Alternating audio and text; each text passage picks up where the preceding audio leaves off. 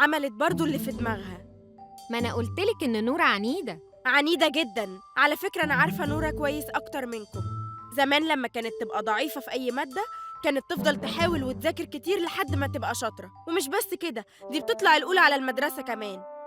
ويا سلام بقى لو حد تفوق عليها في النادي، تفضل تتدرب صبح وليل لحد ما تكسبه. واديكوا شايفين بعد آخر ماتش خسرته وأنا فضحتها، رجعت تتدرب تاني وأقوى من الأول، وكمان خدت حزام جديد. إيه ده؟ الله! طب دي حاجة حلوة مش وحشة. لا وحشة. عارفة ليه؟ عشان بتفكر نفسها دايما إنها محور الكون ومحدش زيها. تعرفي هي لو فهمت إنها واحدة عادية وما تفرقش خالص عن أي حد، ممكن نرجع صحاب تاني. طيب يا يارا، انت ليه ما اتكلمتيش معاها في الموضوع ده قبل كده؟ إيه؟ اتكلمت معاها كتير طبعا، بس هي برضو حابة تعمل شو وحركات وتلفت الانتباه. يعني انت من الآخر عايزة تبقي أهم منها؟ أنا فعلا أهم وأحسن منها، ولا أنت ليكي رأي تاني؟ لا يا يارا، ما اقصدش، انت أحسن من الناس كلها، بس هما خلاص ظبطوا كل حاجة ورجعوها أحسن من الأول. هنعمل إيه؟ خليهم يعملوا كل اللي نفسهم فيه، والشاطر هو اللي هيقف يضحك على التاني في الآخر. انتي ما تعرفيش أنا محضرة لها إيه ولا إيه؟ يارا، انت ناوية تعملي إيه بالظبط؟ عايزة أشكركم قوي، انتوا دايماً معايا ومش بتسيبوني. أنا بحبكم جداً. واحنا كمان بنحبك يا نورة، انتي دايما بتساعدينا وتحلي مشاكلنا. انت نسيتي عملتي إيه معايا؟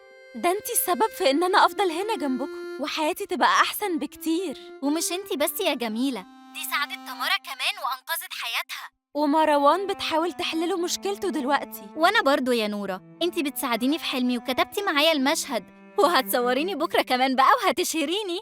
يا ريت بس يعني بعد كده ما تتكبريش علينا وتنسينا، ها؟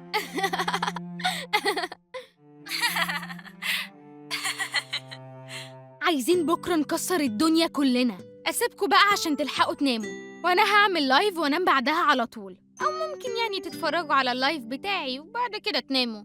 نورة، هو انتي هتحكي ايه النهاردة؟ ميعاد أول دفعة من الفلوس قرب يا عم البلوجر، ما تنساش. علي، أنا مش فايقلك دلوقتي. براحتك. عموما الراجل كلمني النهاردة وقال لي فكر صاحبك بالفلوس والفيديو. سيبني دلوقتي يا علي عشان المخرج نور عنده يوم مهم بكرة.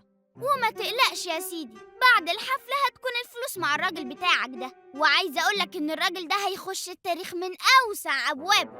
عارف ليه يا علي؟ ليه يا عم الناصح؟ عشان سلف نور خالد فلوس. وانت كمان على فكرة حياتك هتتغير. حياتي أنا هتتغير؟ إزاي بقى؟ بكرة هعزمك على أي حاجة تطلبها من الكانتين. ومش بس كده، ده أنا هخليك مدير أعمالي. النهاردة هحكي لكم حكاية حلوة قوي جاتلي على هاشتاج داوي يا نورة. حكاية بنوتة اسمها مي من مدينة المنصورة. في يوم من الأيام مي كانت واقفة على بوابة محطة القطر، لمحت جنبها كتاب ملون مرمي على الأرض. فجأة صفارة القطر ضربت، فأخدت الكتاب وجريت مع أهلها عشان يلحقوا القطر. وأول ما فتحت الكتاب لقيته مليان حكايات أطفال. عجبتها قوي الرسومات، بس ما عرفتش تفهم الحكايات اللي في الكتاب عشان ما كانتش لسه بتعرف تقرأ. خدت قرار يومها إنها مع نهاية السنة دي هتكون بتقرأ الحكايات وتفهمها. بس أول ما بدأت تتعلم ما كانتش بتحب حرف السين عشان كان عندها سنة مكسورة خلتها لدغة في الحرف ده، فكانت بتعاني جداً عشان تقول كلمة زي سمكة أو سفينة.